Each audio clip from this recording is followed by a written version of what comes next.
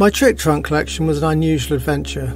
Some of the photographs were taken with the late sideshow impresario Ward Hall and the magician Roy Houston in Gibtown, Florida. That's an old resting place for circus and sideshow folks, where I managed to get a little cooperation and unearth a few of the remaining faces from a bygone era.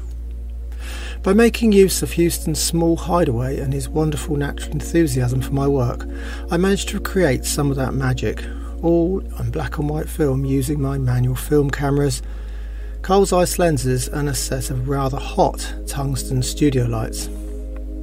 With Roy, a lovely showgirl assistant, and later the travelling gentleman magician Dick Johnson, with rabbits, pigeons, props, the lot. Later I ended up in a small cramped trailer space with Little Pete, Ward Hall's shortest sideshow attraction and clown.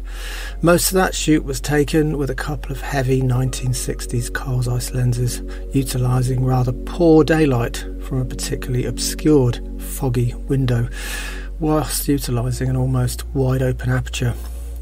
I, on the other hand, was balanced on the end of a fusty old daybed, trying to make myself understood.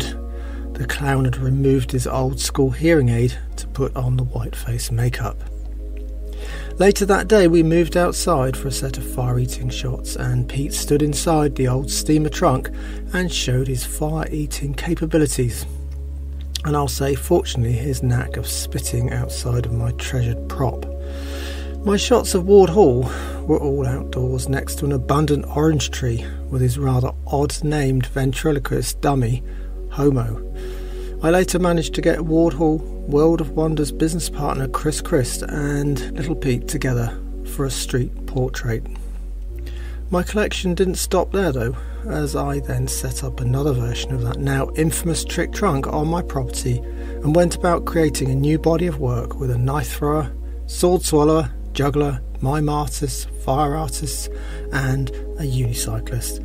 Most of this work was shot outside using natural daylight. Some was in my studio.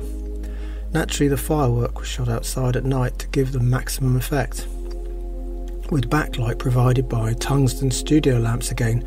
This was all shot with my 1980s Pentax 6x7 on medium format black and white Ilford film. After the shoot, the super hot 500 watt tungsten lamp bowls were half full with fried insects.